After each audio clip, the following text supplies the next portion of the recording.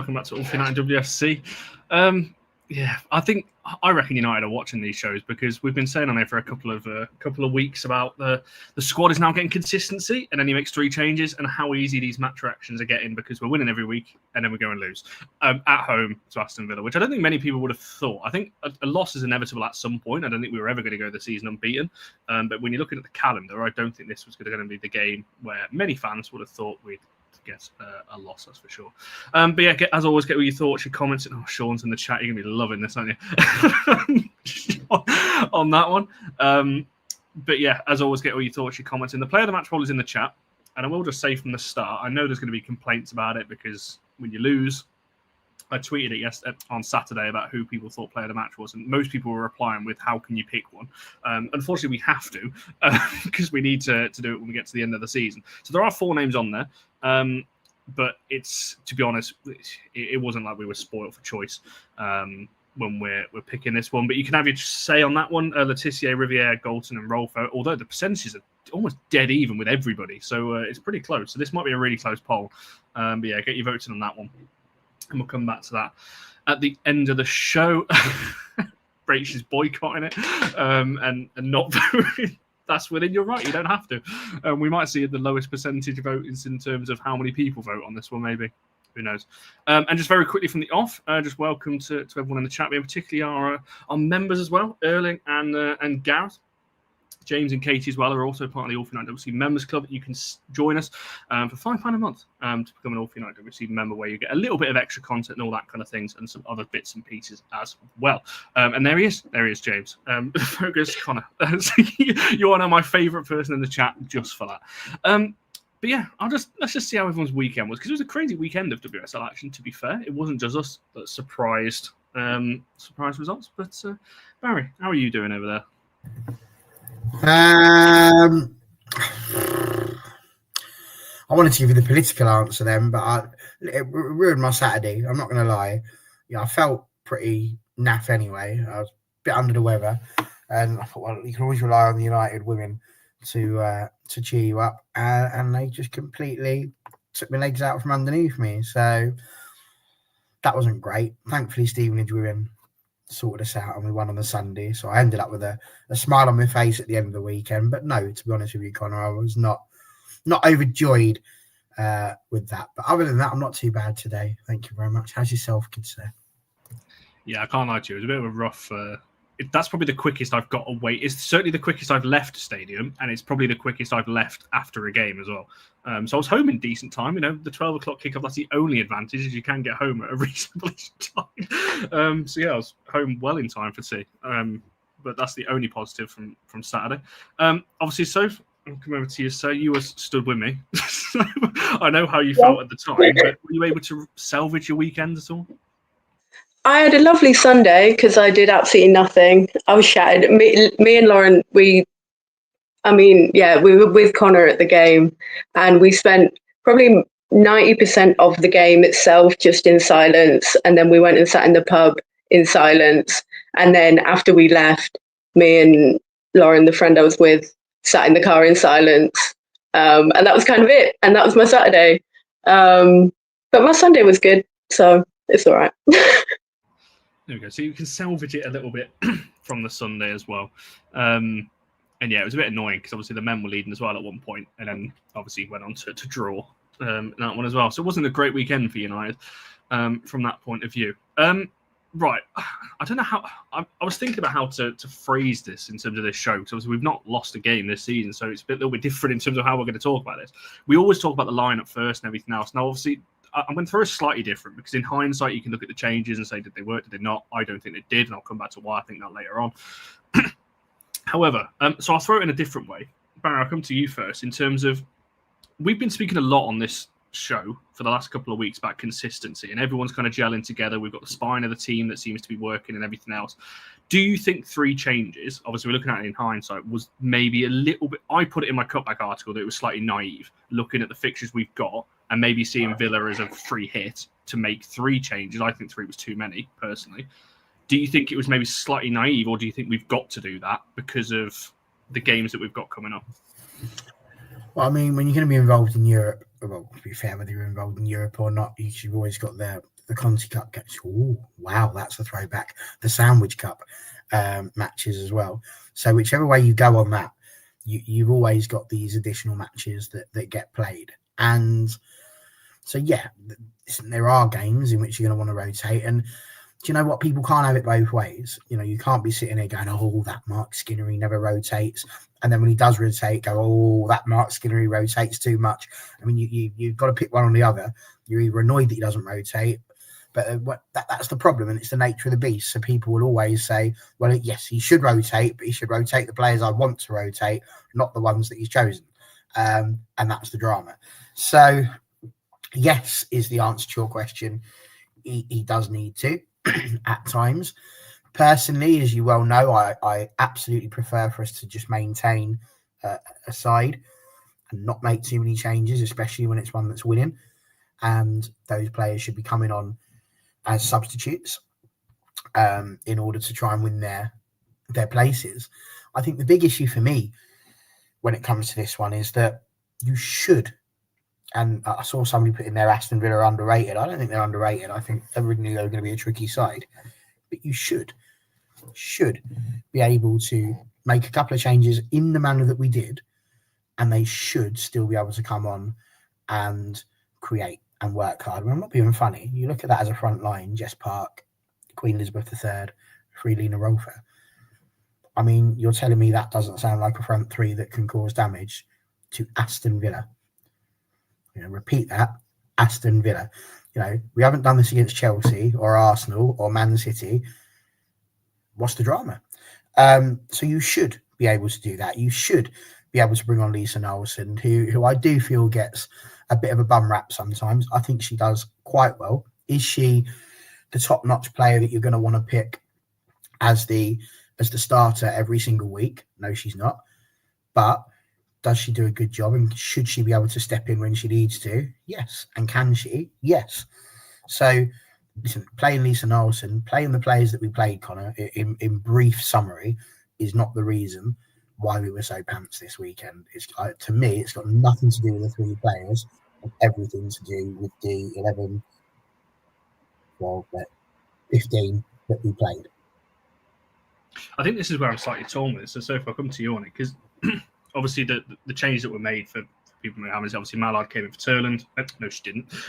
Mallard came off for Turland in the game. I'm getting that the wrong way around. Mallard dropped to the bench and Rolfo came in. Nelson came in for Zagotti, and then Gabby George came in for Sambo. Again, kind of same question. Do you think that was maybe having... I know Skinner talks about taking each game at a time, and obviously I think he's got to say that when he comes out into the media. But do you think maybe this was one eye on... You know, I said to you before the game, this is our first game. It's a first of 4 games in 10 days, essentially, 10, 11 days. So you've got to rotate at some point. But for me, this was not the one you'd do it in. I'd be looking at, well, we're going to have to rotate against PSG. There's no Janssen for a start. So I don't know. What's your kind of thoughts on the changes, I guess, that were made from the off? Yeah, I mean, I completely agree with what Barry said. It's just like, it's got to be done at some point. We are going to have to rotate, given our squad depth, which is not the best. I think, like you said, on paper, those changes weren't bad. And I think it was, definitely kind of the idea of having one eye in the future and not really focusing on the now. And I think we just went into the game with too much complacency, really. That's kind of what it felt like the whole way through. I can see an argument for if you're going to bring on Sandberg, Mallard, whoever else, and you just listed them, it's whatever, Zagotti. If you're going to bring them all on that early in the game, what, like 53 minutes you said for some of them, why not start them? I think it was kind of a case of thinking that we'd have the game under control by then, and then we didn't. And so it was kind of a panic sub of, oh, oops, chuck them all back on. But yeah, I don't know. It's a tricky one because when you look at the run of games we've got, I see your point of we don't rotate in this one because I do agree that the league is more important.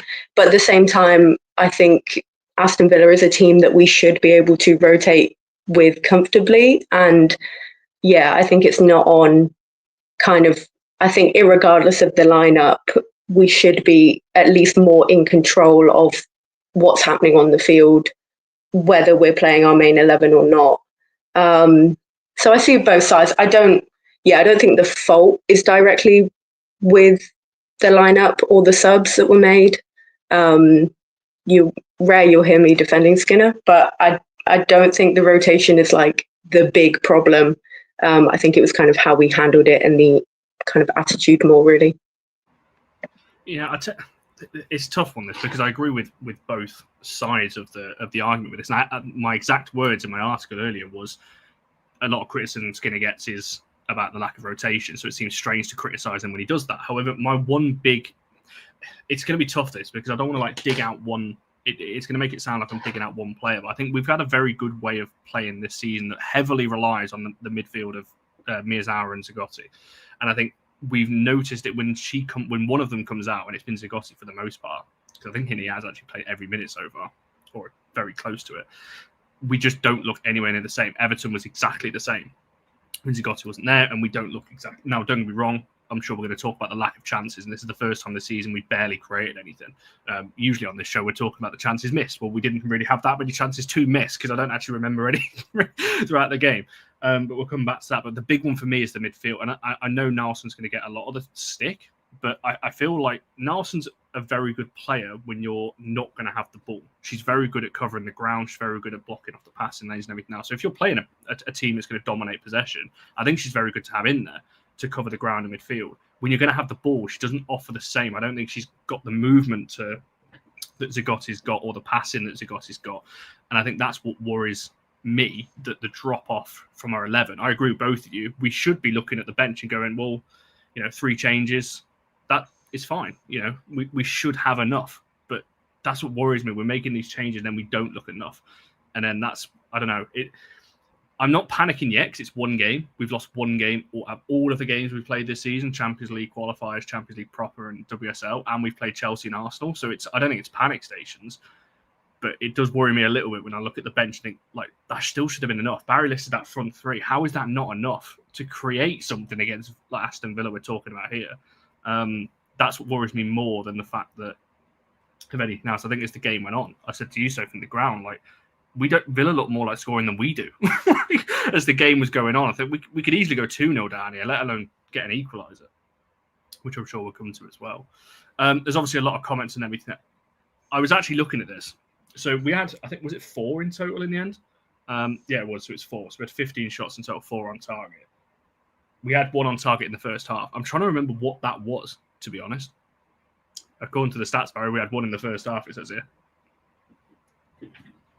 So someone could find out what that was. But not according to the ones that we had on Sky Sports. They said the first shot on target was, I think, not quite as late as the 60th, but it's at the 50-something. If that's right, then fair enough. I'm just going to double check that. From what I watched, I didn't see a shot on target in that first half. I can't remember one either. You're struggling to remember one, Connor, because I don't think there was one. I think it's a blatant lie from whoever's put that there.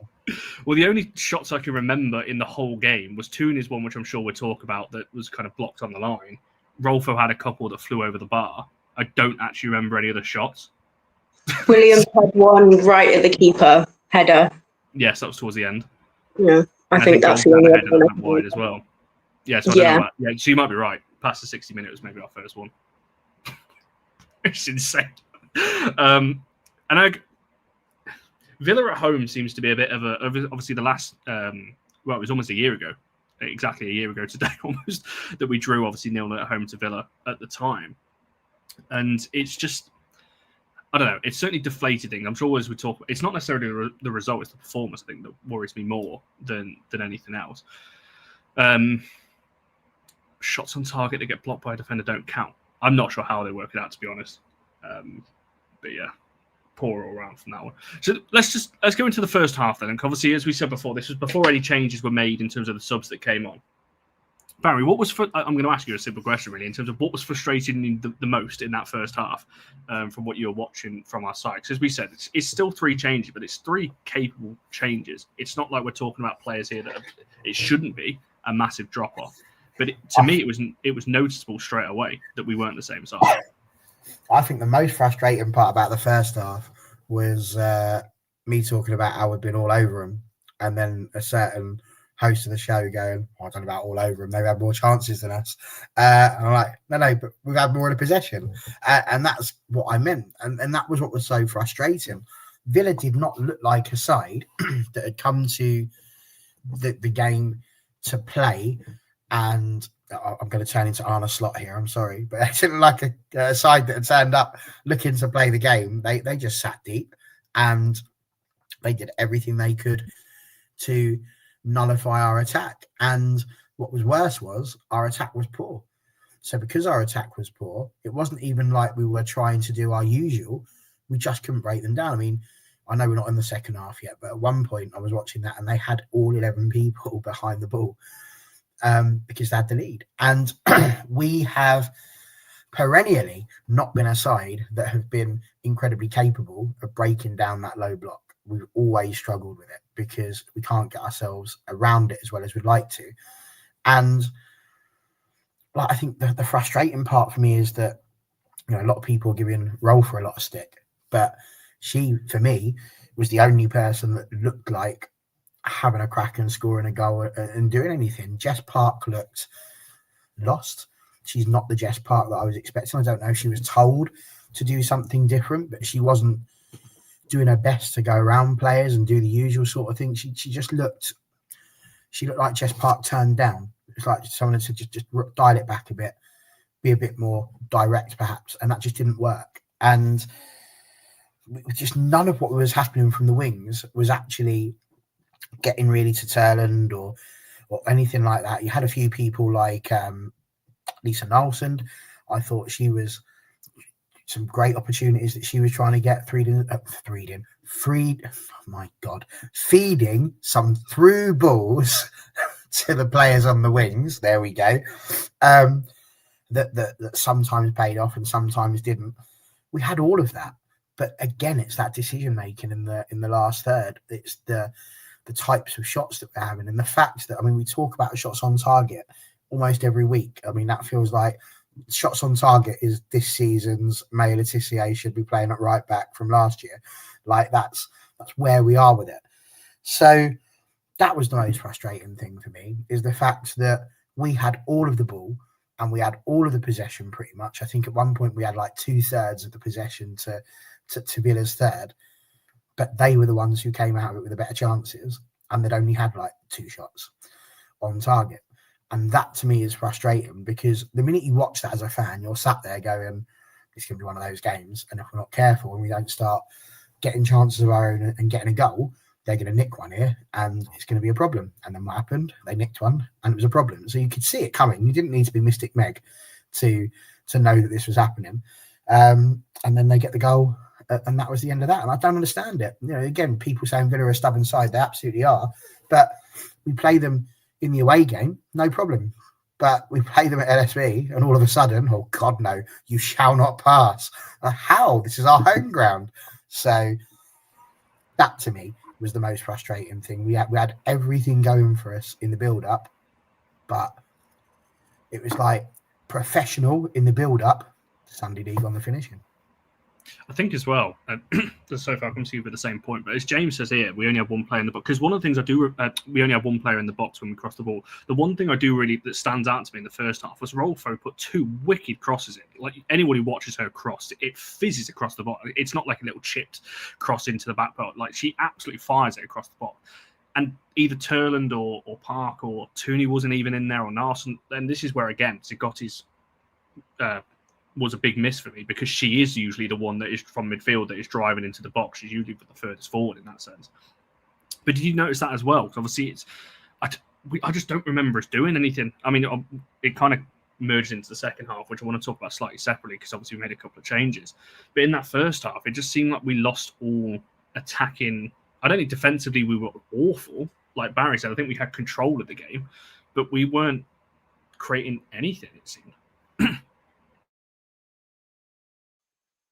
Yeah, it's a weird one actually, and given everything you just said, this is going to sound stupid, but I think even though I don't even know how to word this, like, so I do agree we did have a lot of possession and we were it's like we're in control of the ball, but I think what was frustrating is we weren't in control of kind of our movement up the pitch, if that makes sense. Like, it's all well and good being in control of the possession, having the ball, but we weren't doing much with that. And that was frustrating, because I think, I'm going to completely contradict you, even though I'm agreeing with you, by saying we had no control with the way we were attacking. We had no capability driving forward.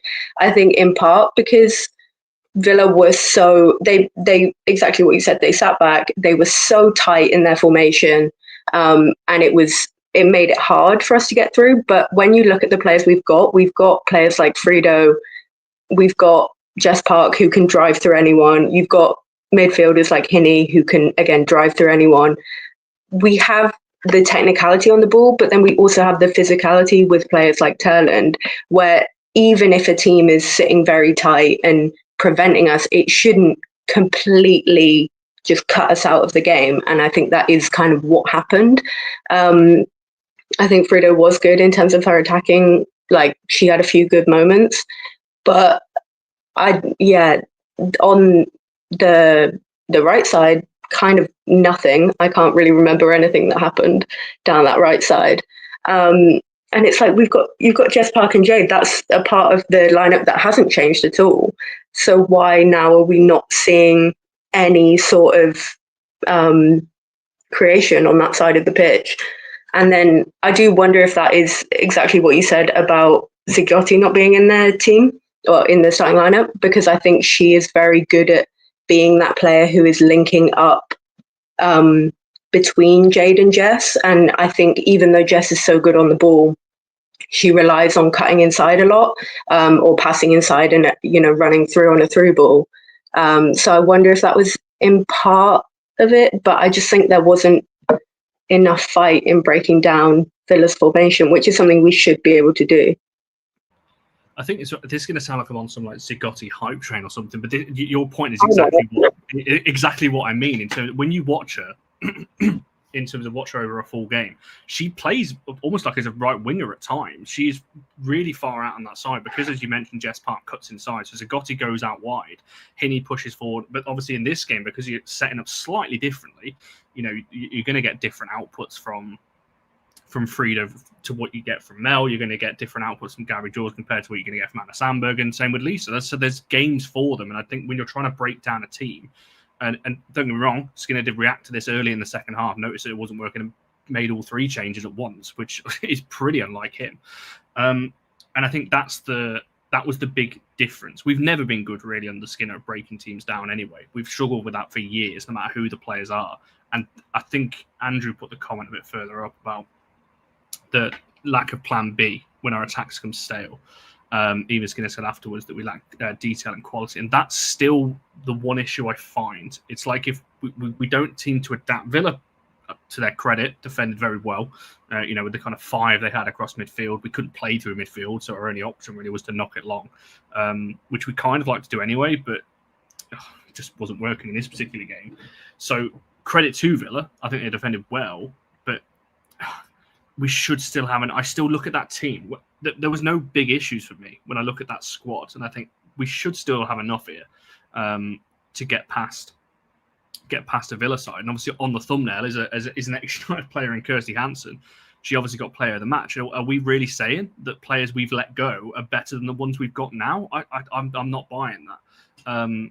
So clearly there was that lack of adaptability in the game, I think, has maybe cost us. And I always say this: adaptability in games and making changes in games doesn't have to be personnel. When I'm talking about Skinner making changes and making all that kind of thing, it doesn't have to be a sub. You can move players and positions on the pitch while the games are still going on with the players that you have without making subs. And I think that's the problem. We made subs, but the system didn't change. Everything stayed the same throughout the whole game. I think that's a bit of an issue. I want to come to the second half, in a second, because obviously it kind of morphs into this discussion about lack of chance creation and all those kind of other things. But quickly on the Villa goal, I can't lie to you, this felt like it was coming. This corner, by the way, took an age to take. I think I actually said it to Sophie Laura at the time. I was like, it's been nearly 2 minutes since that ball has gone out of play. Can you hurry up and take this corner? Well, Tooney got in a fight basically with was it Lynn Wilms? I think it was one of them, wasn't They just started scrapping on the pitch. it? Something was going on in the middle, but it was taking an age, and I was like, you just know this is going to go in because it's taking so long. But yeah, anything to say on the Villa goal? It was initially I'm trying to remember this now, but initially it felt like a good punch away. I think it was from Fallon. Well, obviously I had to have been from Fallon, but it just felt a bit scruffy, to be honest. It didn't feel like the shot was great. Like it wasn't like an amazing finish. It just felt like a bit scruffy to me. I don't know whether anyone else agrees on that one. Yeah, I do think it was a pretty decent half volley, and she aimed it just kind of in the right position. It was because Fallon's clearance was like fine. It was a good punch away. Would have been nicer if it could have gone further, but that's not always possible. I think she did well with that, but she just then got caught in the I don't know who was next to her, but there was one of our players and there was a Villa player on the floor. So she just couldn't, and you can see her try and move when she sees the shot coming, and she just can't get to it because she's completely blocked off. And yeah, it's an annoying goal to concede, really. But like James is saying there, when you think about the goals we've conceded this season, majority of them are set pieces. You think of Brian, you think of Everton, like they're all very similar in terms of from that. It's the second balls every time, pretty much, that we're failing to defend. Because Taylor was very far out on the edge of I think it's hard to see from the angle, but like I think she starts quite far out to then come in and get the rebound. But like no one was marking it. She was in so much space. It wasn't even like she managed to dodge a player. She was just completely free. And I think you kind of see there's a bit of a scuffle beforehand where it just looks like we're not that organised in our marking, and it's players don't know what they're doing, and there's 3 players, and it's kind of we got one game plan that we kind of stick to, and if they do anything different to what we're expecting, then we're not great at it. And Fallon bails us out of it a lot of the time, but she can't always do that. So it's frustrating to lose a goal from a set piece again. And now it's time it's like we're playing Barry's greatest hits when it comes to rants in this game, because you can't let players run into the box. You cannot do that in a set piece. You might as well, rather than doing that, just set up a great big bloody sign that just says 3 goals here, because that's all you're doing. The minute you allow, and I don't care, I will fight to the death. This is the hill I will die on. Zonal marking is about as much use as your hair without gel. Like, it's pointless. You might as well not bleeding bother, because your hair would just be floppy and it wouldn't be the tower that it is now. It's ridiculous. It is the most pointless system. And people can tell me, it works. It doesn't bloody work. It's not working. Like, we don't need a hybrid. It's not a car. Just put people on the bloody people. It's not hard. And if you're going to allow these people to do that and let them run in, you deserve everything you're going to get. And you could argue that for the way that Villa defended and the way in which they frustrated us, they almost did deserve to get a goal, because they had the better chances. They had the ones that were, the ones that were actually testing the goalkeeper, really. We didn't really test their goalkeeper at all. So, like, you've got to notice this now and realise that it's not working. It's not a system that really fits us. And, Sophie's right about how Fallon got stuck, but also she punches the ball away and then she starts running right because she's near her, she's at her near post. So she's thinking, I better get over here just in case somebody smacks that in the other corner. And of course it goes into the other one. And at that point, it's the old, your weight's over here, so you can't get back in time to do anything. And she just had to look at it and watch it go in. It was just a terrible goal to concede. I mean, again, fair play to Villa, but it's just frustrating. And it takes me back to the men's side where they were just having those cutbacks time and time again. And you're just like, at some point, somebody's got to realise that they've worked out. It's like, on FIFA, sometimes you play this game and then there's a way in which you can just always score. There's always like a little hack. And if you just do that, sorted. And this is where we are now. Like, people are just working out, you get a good set piece against United and they just punch it out or head it out. As long as you can have someone on the edge of the box, you're in with a good shout. And that's where we are. It's so frustrating because I don't have a UEFA A license. This will surprise people. Even I can bloody see that. So if I can see it, they should be able to see it.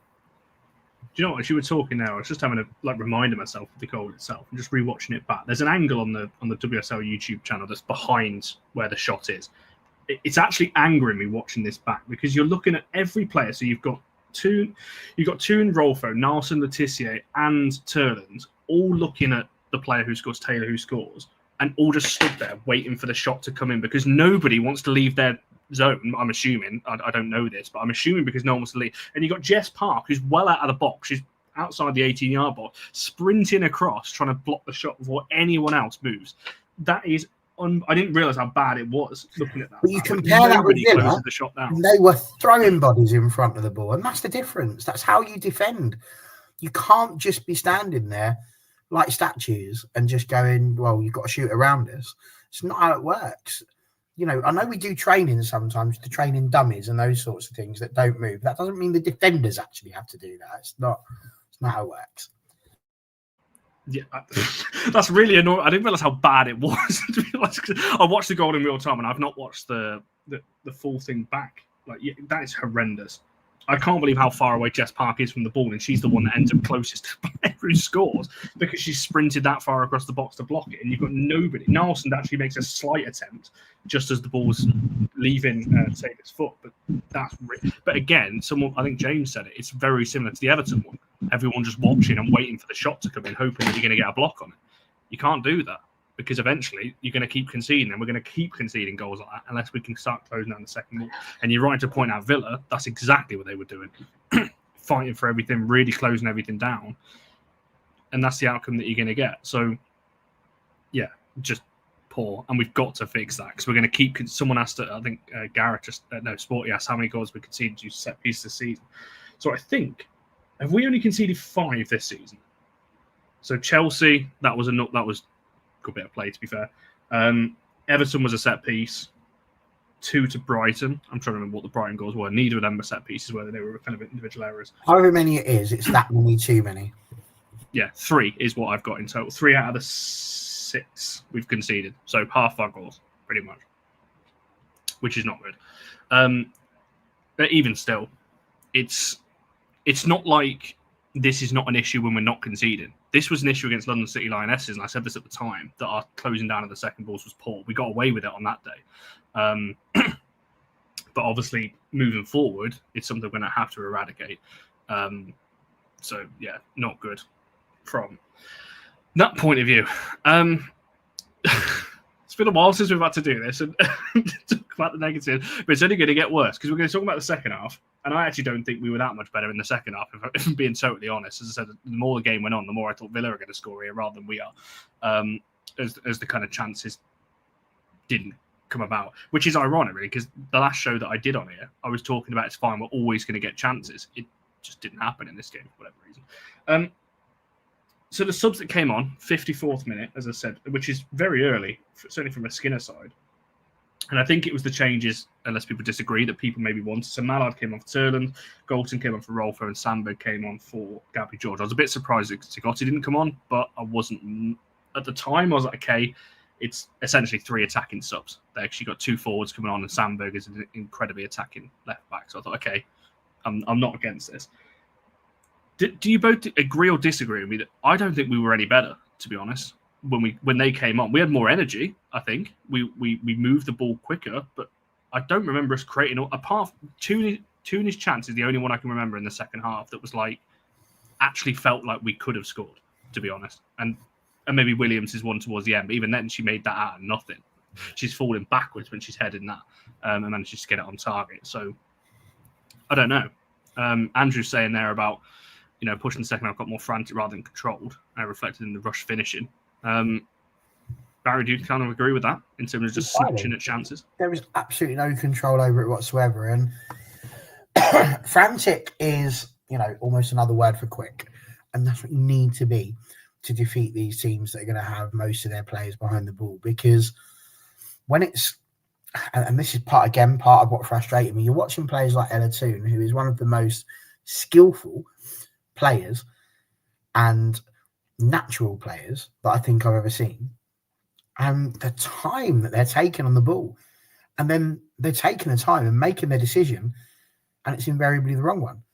And with those sorts of ones, where we were getting the joy was from doing the little one-touch knockabouts around the players. So it's too quick for them. They don't have the chance to think about what they're doing. And because the players know where they're going, they've got those little patterns of play that they can get around the defence. And that's how you would get those opportunities. The reason Jess Park is so good at doing what she does is because she's unpredictable. You're not entirely sure what's going to happen. 1 minute she looks like she's off over there, and before you know it, it's all going over there, going over there. And you can't predict that. You can't deal with that. So the second half was atrocious, just as bad. And this is what makes me giggle, because everybody's talking about, well, we've made these 3 changes. Isn't it terrible? I don't know that we necessarily would have played any better just because they started. I'm not being funny. We brought Orange and Passion Fruit on in midfield, and she did not, under any circumstances, make it any better. She didn't. We brought Anna Sandberg on. The left side wasn't any better. The only sub that came off of that, I think, with any credit, really, was Leah Gorton. I don't think Melvin Mallard came on and did much. And if your answer is, I need to take off Jess Park on the right wing and bring on Rachel Williams with 8 minutes to go, that tells you everything about what you've done. And if your best chances come from Rachel Williams just bullying herself around, and there was one point, which I've got to say, in her own half, she lost the ball, and then she literally just tanked herself through the pair of them to come out with the ball again. She's a fighter. You know how much we love Rachel Williams, but she shouldn't be her answer to changing on the right wing. For me, I would have loved to have seen, and we talk about these changes, I want to see Jess Park in the position that Ella Toone plays in with somebody else on the right, preferably someone like Bizet, but she's obviously not around and wasn't on the bench, so we couldn't do that. But for me, I'd have maybe stuck Rolfer out on the right-hand side, bring Dalton on the left, bring off Tooney. She doesn't have to play 90 minutes every single time. You know, you can make these substitutions, and I don't know. I just think that would have been a bit different. But honestly, didn't think it was that great. I think as well, Jess Park spent. I'd love to have seen the average positions. Jess Park to me felt more central than she's felt in any other game to me against Aston Villa. Like, she was constantly in the centre anyway. So I don't know why we don't just. I've said this for a couple of weeks about why we don't just try her down the middle when you need something to happen and things like that. Like I said, I actually don't think Williams was bad, to be honest. I thought she was all right when she came on. But again, like, is that what we're relying on now? Just some. It's almost like. This is going to sound really bad, but we're saying how good Williams was because she came on and ran about a bit and pushed some players about. Like, that should be the minimum, really, for players, especially if you're coming off the bench. Like, I want to see that from everybody. Like, I'm trying to remember. So, yeah, Mallard came on, like I said, Golson's. I don't remember Mallard touching the ball, really, to be honest. Like, she came on, obviously, in attack, but I don't remember her touching it, like, at all. I've just checked her actual stats. 14 touches she had. Which in 40-odd minutes of playing, that's quite poor, to be honest. Obviously, not getting the ball to her is a big part of that. But, yeah, not great from that point of view. But, Sophie, yourself, why do you think it was? Because we made the changes that fans, I guess, wanted to see. You know, they all came on in the end. But we just didn't look any better than what we were for the majority of the game. I think it goes back to what we were saying before, what Barry was saying before about you. It's all well and good bringing on new people, but if you don't change the system, you're just having different people do the same mistakes. And I think we couldn't break them down with the people we had on the pitch. And rather than make the subs that would kind of work around that issue, it was put those subs on. Okay, now you go and run at this really tight back line and see if you can get through them. And they couldn't. So I think, the first three, the first wave of subs, I think all those players are good. I don't think they were worse than anyone else, but they didn't change much about the way the game looked. I thought the biggest changes were the later ones. When Zidiotti came on, there was more play through the midfield marginally, but again, nothing major, because it was the same tactics, just a player who works slightly better in that system, but the system just wasn't working on the day. And then I think in terms of the like Galton and Williams, I thought they brought energy to the pitch. They brought drive, and they looked like they had kind of, they were charging, they were running around, but technically weren't doing anything much different. Galton had a few decent crosses. They were pushing a bit more maybe, but other than the fact that they kind of had more energy and it seemed more kind of drive, we weren't, our amount of, yes, okay, maybe we had a few more chances, but they weren't particularly good chances. There was nothing mega threatening. And I think, it's just kind of a flaw of tactics rather than subs. I think that's the thing. The only thing on the subs that I still think is baffling is what Sport is saying there about Mary. Now, obviously, we've spoken about this a lot on this channel, the fact we have 2 keepers on the bench every week. And you've got players like Mary Griffiths, for example, who starts for Wales, scores for Wales, does all these things, yet for whatever reason, can't get on the pitch, but can't even get on the bench or the matchday squad from a United Women point of view. Now, I've got no idea what's going on, to be honest, because I don't think she's injured, as far as I'm aware. So this is I don't want to get this wrong, because I'm assuming that it's a decision made rather than an injury. So I really don't know. And I think that's, again, a kind of change that you'd want to see. We're not blessed with attacking options as it is. And I think you're stifling yourself a little bit. When, Barry's talking earlier about moving Park into the middle and playing a right winger. Well, put Mara down there on the right wing then. And then you put Jess Park into the middle.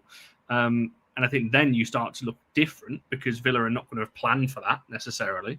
And you can start adding something a little bit different. I think when you bring on, as I said, I actually thought Williams was good in the last kind of 10 minutes or so, but Villa know what they're going to get from her. They know what you're going to get from Galton. They know what they're going to get from these kind of players.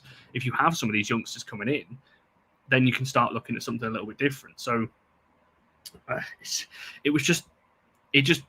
game just seemed to drag for me. And I think the one big takeaway I took in some respects, and something we actually spoke about on Monday's show, I think Becca brought it up, that when Jess Park isn't on the top of her game, or if she's getting marked out of the game like she was in this one, we don't seem to have anyone else that can drive the ball forward and create things or anything else. And we said this at the time, even when we were winning after Monday's game, on Monday's show last week, for last week's game, that worries me, that we don't have anyone else, seemingly, that can do that. And we're going to have to fix that, because you can't just rely on one player to do absolutely everything.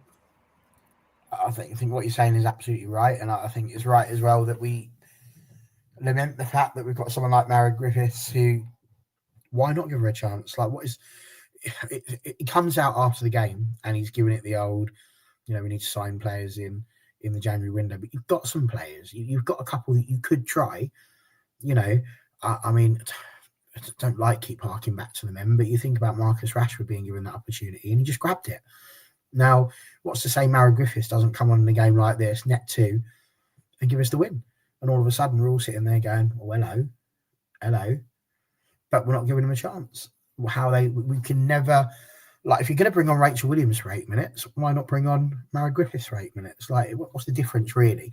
Because the sum total of Rachel Williams' existence was a couple of headers, all of which were at the goalkeeper, which are pointless. Unless you're going to get them either side of them, it's not going to matter.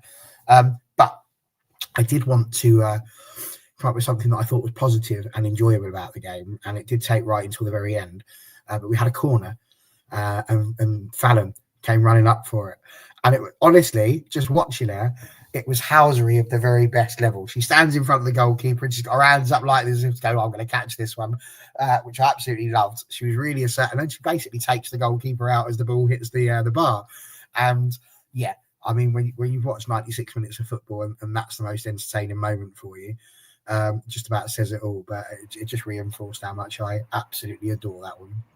There's a video actually on the allforunitedwfc TikTok of exactly that, because I caught that on camera towards the end because it was right in front of us.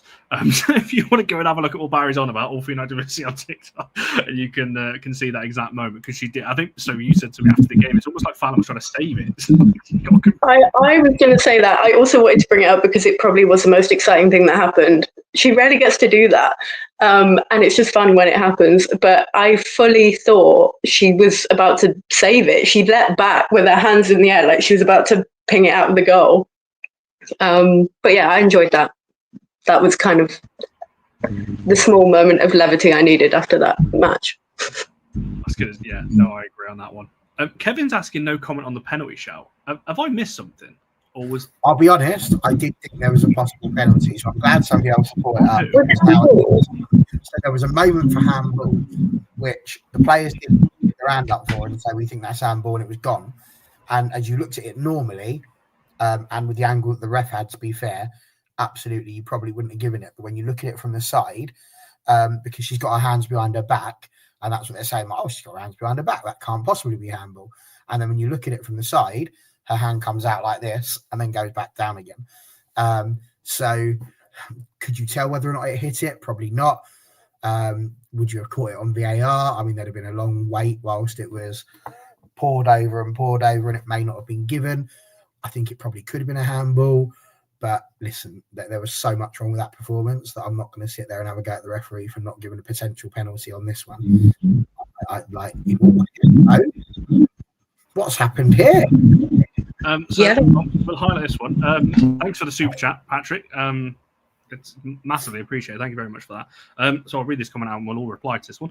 Saturday was the first time I felt that we lacked depth when trying to vary our game. The subs came on, did well, with no change of our style of play, which is kind of what we've been saying about the subs, I guess, coming on, but the tactics maybe not. Villa didn't have to change their plan to stop it. And how many subs did Villa make in the end? Did they make 3, I want to say, in the end? Yeah, so Villa only made 3, and one of them was in the 90th minute anyway. But I don't want to give credit to Villa, but I feel like I'm going to have to because they did settle very well. But Patrick's right to point out the lack of depth, actually, because, again, it's not new. We've spoken about this since the summer, about the depth is going to cost us at some point. And this kind of ties into one of my final questions about looking at the next 3 games, because I do worry now that this lack of depth is now going to catch us up, because we're looking at the squad now and maybe, starting to tire a little bit. We have played a lot of games of high intensity. Well, our next 3 are high intensity and very difficult when you're looking at PSG, City, and Wolfsburg away as our kind of next 3 games there. Is there a worry now that lack of depth that Patrick's talking about, and obviously trying to vary the games, that we don't really have? Obviously, we've got these games coming, whether we like it or not, in the next 7 days. 10 days. Or so. But I don't know. What's everyone's thoughts on that one? Because if we're not going to change our style, you can change personnel, but if the style's the same... Can I come out with what might be... I don't know what it is that you youngsters call this now. It could be an unpopular opinion. It could be a hot take, or I don't know what it is you lot speak about. But I'm going to say I'm not so worried about our lack of depth as I am about our lack of clinical goal scorers. And I think that's our problem, is that we just don't have... what it's done to me is I've been asking myself the question quite a lot lately: how deadly would Leslie Russo have been if she was in this team? I don't know. And I think about it and I'm like, do we make enough chances that she would be able to make something out of that? I don't know. But that's what I'm more worried about. I don't think it's the players. I think that we've said it time and again. Yes, it's a small squad. They're not injured. Like, we've not lost a load of people that are injured. I don't think it's that. And that's what's wild about that, Connor, is we're the top goal scorers in the league. And that's a crazy thing to come out and say. But, so no, I'm not worried about the depth at this moment, because it's not like we've got a load of injuries that's causing us a drama. I think it's just we need to have better decisions in the final third and more accurate shots. It's also crazy when I read the stat out to you that before this weekend, we had the best conversion rate of the league, which was actually, we're currently on for a league record. Well, we were. I don't know what it is after the weekend is gone, but before this weekend, we had the best conversion rate. And a lot of people were asking us like what that means. It's the goals to the amount of shots on target you have. So when our shots are on target, they're very clinical, clearly, because they're going in. And we had the best conversion rate from that point of view. But yeah, I can't imagine it's changed that much, because like Gareth, like I just said, it's shots on target. We only had 4 and we didn't score, so it's not going to change it that much. But you know, it was good. I tweeted out on purpose, almost like that's going to drop at some point. So let's get the stat out there while we are first. I'll have a look for this weekend what we maybe drop down to, but we'll sit on that one. So, if anything for you, just to round off Villa, because I want to quickly talk about PSG before we wrap this one up. To round it off, that's general. I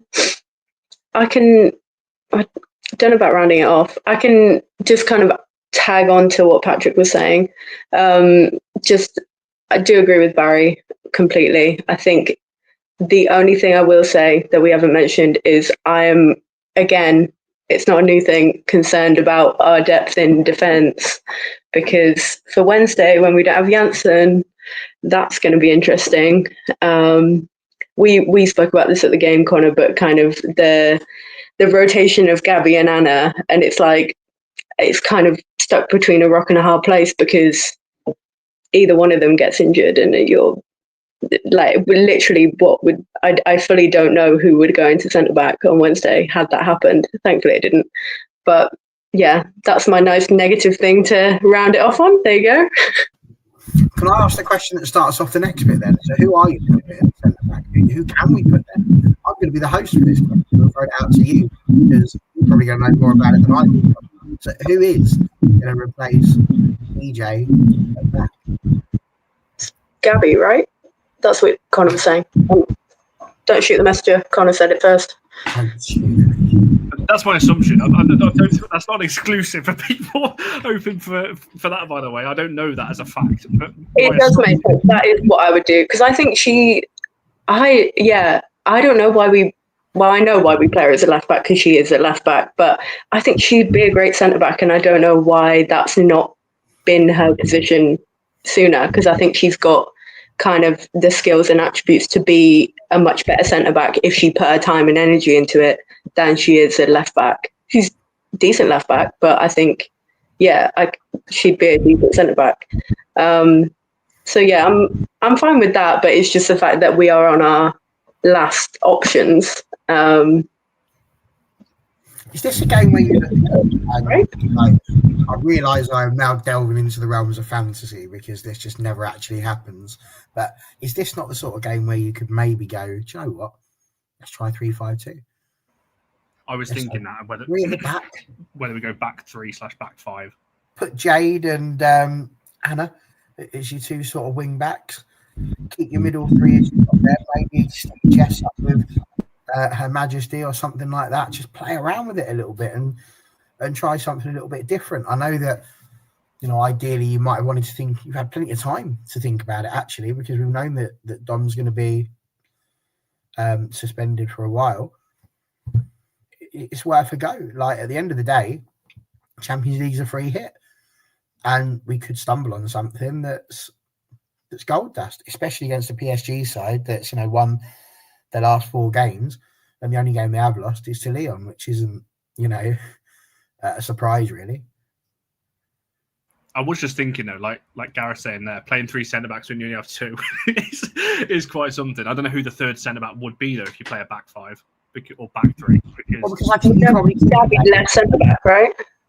Yeah, and then who else? Mayer and who? Who's the other one? Because you don't have Janssen, so it's Mayer. Hannah Blundell in.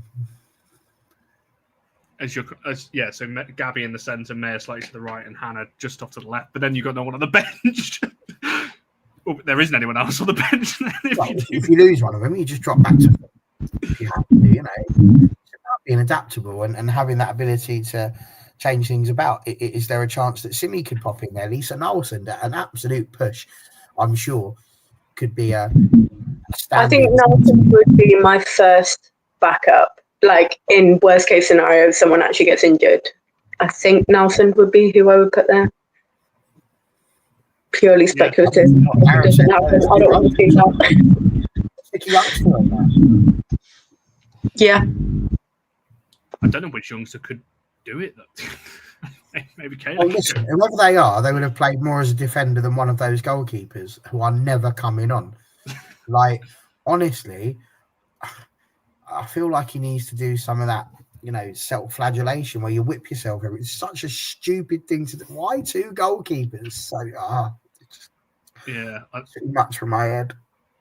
Zigotti can. The thing is, we're in the territory of can play there because whoever it is going to be out of position for their natural position recently. Whether it's Gabby, whether it's Zigotti, whether it's Narsa, whoever it is that's going to play there, it's going to be someone that's out of position that's not played there for. I would honestly say it's less about who can play centre back and more who can we sacrifice in their natural position. Gabby, we've got a backup. Well, we've got Anna for left back.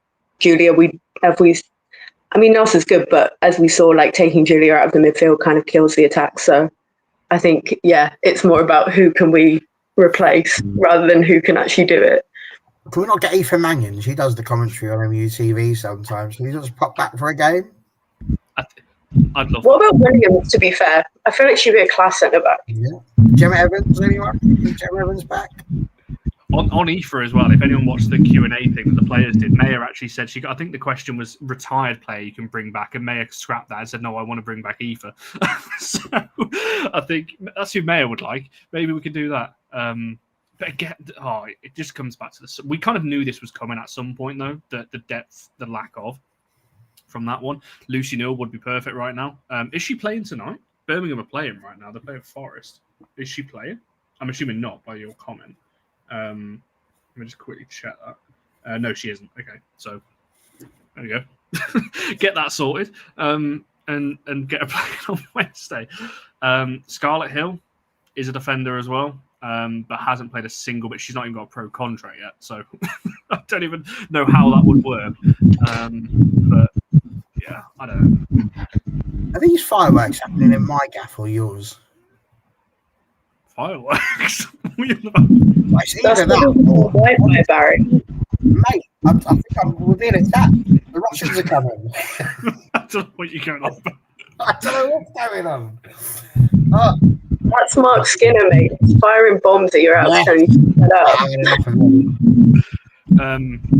But yeah, I don't know. As I said, Wednesday's just going to be a bit of a makeshift team, which is going to be interesting. But it's also, before we come to play, because I want to come to play on a match as well in just a second. So if you haven't got your votes on that one, make sure you get your votes in for play, because it's extremely close. 2 players on 29, one's on 24, one's on 18. So it's really close for this one. So every vote is going to count. What's the closest one we've ever had? We always talk about the farthest away. I can't actually remember. We've had a tie before. I'm sure we have. No, we haven't actually. No, we've always had one that's slightly different. So this could be the first tie if it carries on as it is. So yeah, get your votes in. I'll come back to that in a few minutes. Well, I just want to ask on the PSG game itself. Obviously, this is going to be such a. I know we're a serious channel. I know that we're trying to whatever else. But obviously, there's kind of a trivia question or trivial question a little bit. Does anyone have any thoughts on the fact that this is Mary's return, I guess, after everything that's happened over the last couple of weeks, whether that adds anything a little bit different to the game itself? Obviously, Jackie as well, obviously is coming back, but we've played against her already in terms of a couple of years ago when we played PSG. But Mary's the big one. Obviously, is in the headlines at the moment, is still in the headlines at the moment with everything going on. Am I the only one that thinks, I don't think she's even going to start? I can't lie. I don't think she will. I don't think she started. Someone can correct me if I'm wrong. I don't watch all that much of PSG. I don't think she starts every game anyway. I think she started at the weekend after you'd said to me that she wasn't. Could be completely wrong. I just remember seeing a notification saying that she'd been rated in the game. So I feel like she played this weekend. Okay, I'll phrase the question slightly differently. What kind of reception do people think she's going to get? I think she's going to get a good one, and I'm not happy about it.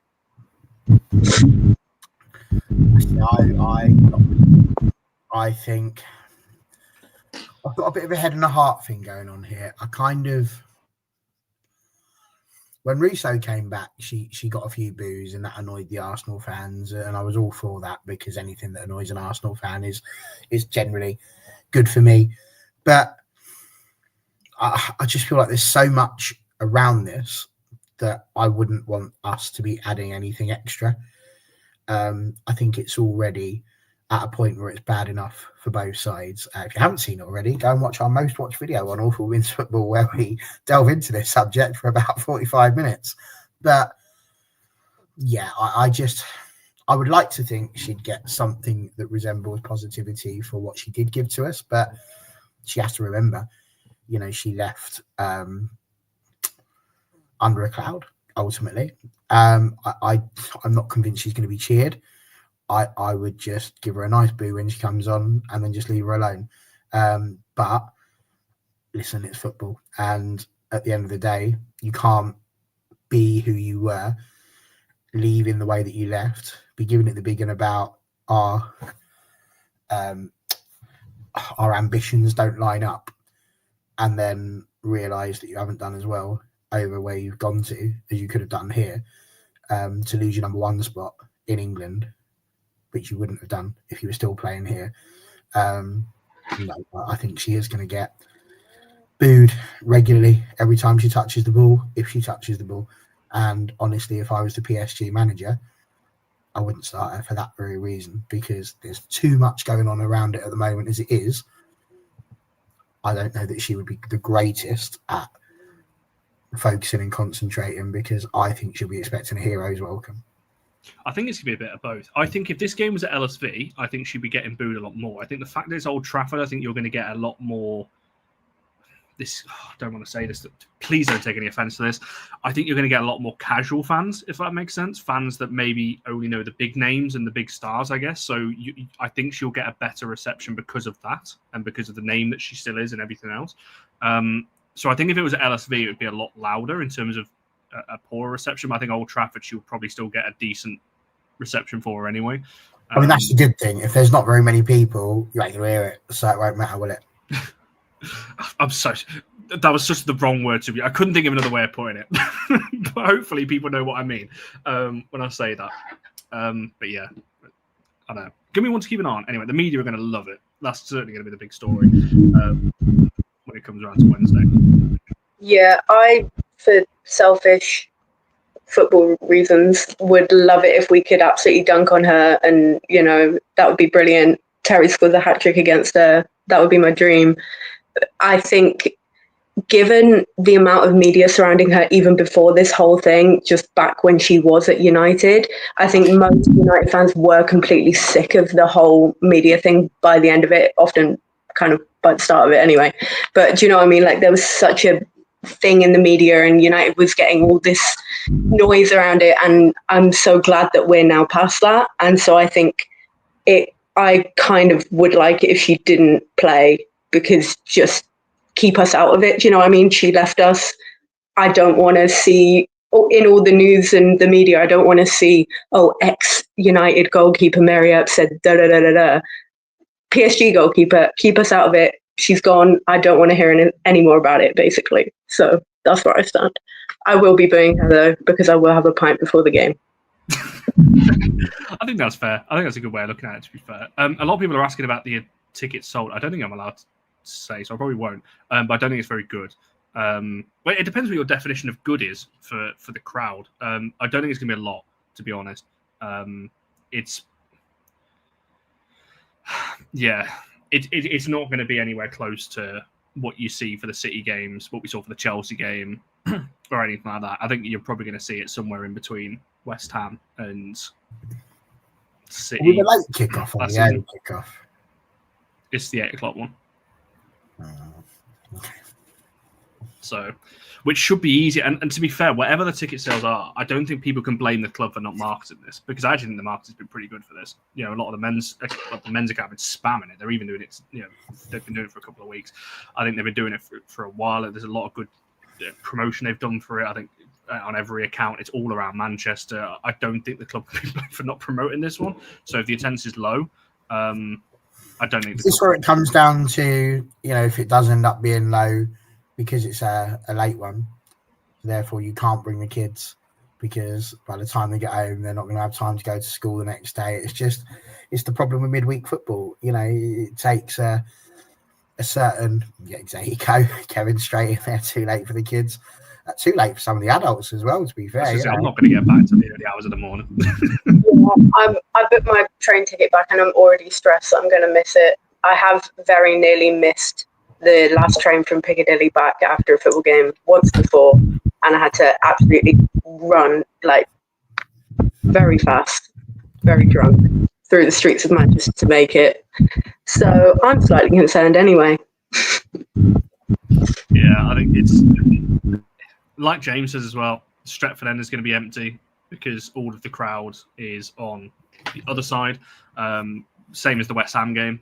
They're all on that side where the cameras obviously face. So it's just, yeah, not great, but we'll wait and see what it turns out to be on Wednesday night. Right, we're an hour and 5 minutes, and we need to come to play of the match in a second. My final, very quick question on PSG. We've already spoken about the centre back. Is there any other changes people would make to the team on Wednesday? Anyone that people would take out, take out, or put in to the 11 from the Villa game? Yeah, from the Villa one. Anything you'd like to add on this one, Save? I seem to have gone first most of the I'm assuming Sandberg is coming in. Sandberg, Sigiotti. That would be mine. Yeah. Other than that, probably fine. Yeah, I would definitely put Sandbagger in at the left back. Orange and Passion Fruit's got to start. I'd be tempted to give Leah a chance, actually, on the left. Why not? As a starter, give her a go, see how she gets on. I think you've got to start with Liz up top, and I want to see a Jess Park who's released. Free Jess Park, let her play her game. Don't do anything else. Yeah, I tend to agree. I wouldn't be against Leah starting, to be fair. We'll wait and see.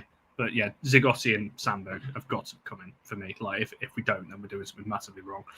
I think on that one. Yeah, a lot of people... can't believe this is caught on, by the way.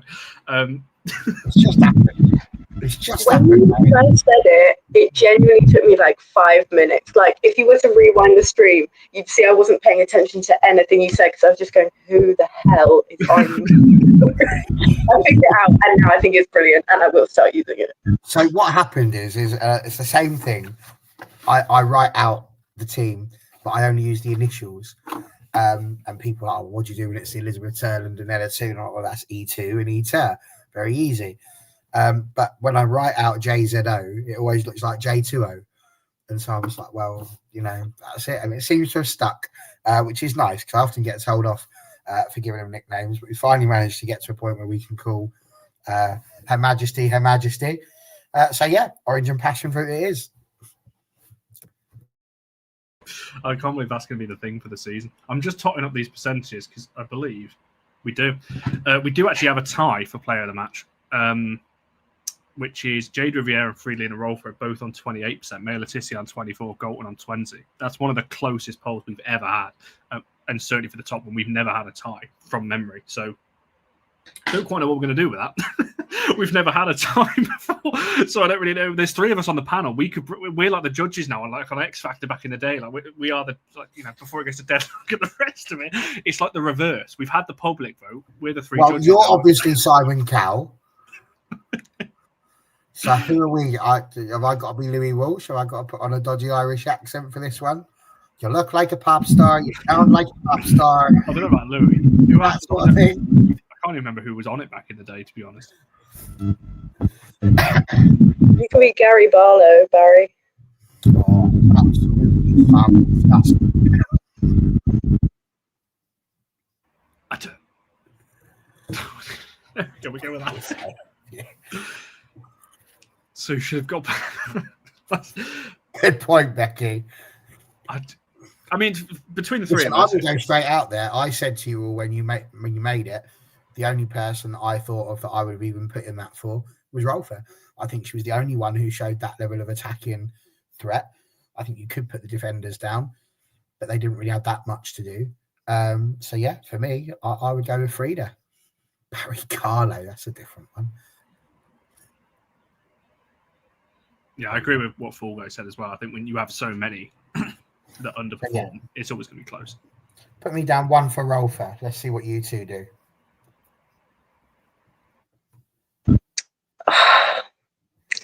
I did actually vote for Jade, so That helps. I No, will it say, doesn't help because then that means I've got to decide. I love this.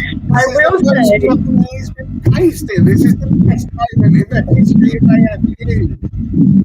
I will say, if it comes down to it, I will rescind my vote and abstain because I said right at the start that I would have gone Hinny, but Connor talked me out of it being on the poll. And then I've also seen someone say Dom in the chat, and now I'm like, Dom maybe should have been on the poll.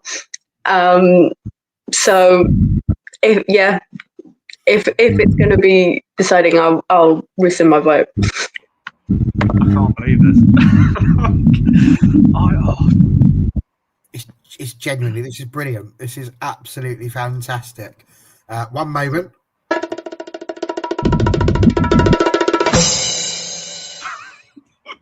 Who's it going to be? Well, Jade was the first name I wrote down because for me she was. Did you vote on the poll? No, I haven't. Okay. I don't Then you can. that can be classed as like vote manipulation. I would vote. People are, I don't know what's going on here. I mean, can't they just both? They can both be player of the match.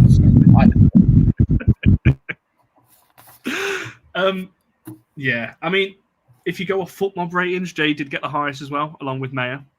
So, there's that argument as well. But to be honest, as I said, this was a tough poll to put together purely because I don't think anyone stood out. So when I was thinking of players, Jade was the first one that came to mind that was better of the players that played, average. So, yeah, I think she's a deserve. I think both of those are deserving winners anyway. But it's not like we're sitting here going they had an outstanding game because I don't think either of them did, but they were certainly the best of what we had on the pitch on that one. I don't vote, man. I'm on the show. There's no need for me to do that. So, yeah. Honestly, I've never. That's the most pressure. I've interviewed players on here and all sorts. That's the most pressure I've felt picking up from a tied vote. I'll be doing that. Should we just give it to Kirsty Hansen? I mean, she got it on the day. That's what I'm saying. Yeah, I think it's annoying. She was actually quite good in the game, Kirsty, but yeah. It's what it is. I can't be able to play anymore.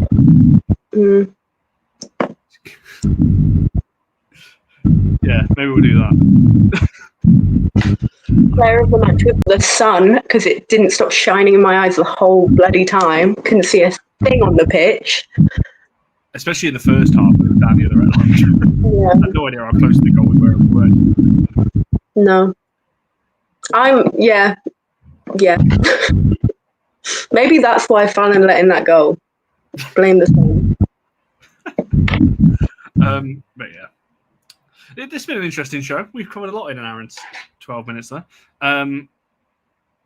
Sports asked a very quick question. So around the show for this one, how many points do you think we need to make qualification, the Champions League knockout phase? Obviously, we're on 6 at the moment. What does everyone think on that one? I think 10 is going to be enough.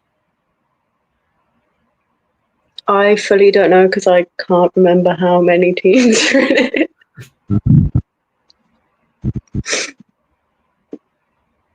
So I've just had to pull the league up myself because it's been a while since I've looked at that. It's obviously the top 12.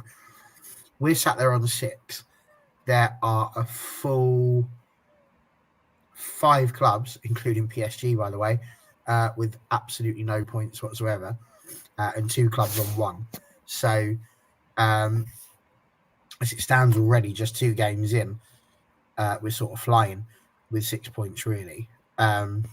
So, I think we get 3 more. Game over. I think 9 for me would be lovely. So, I don't see any of the rest of those really pulling it back. So, yeah, that's what I'm going to go with. 9 points, I think, should probably be enough. Especially because one of our games is against PSG. It's going to be tough for 6 teams to get 9 points from here. So, yeah, I maybe agree. 9 or 10, I think, will get you into the top 12. I think if you're looking at the top 4, you'll probably need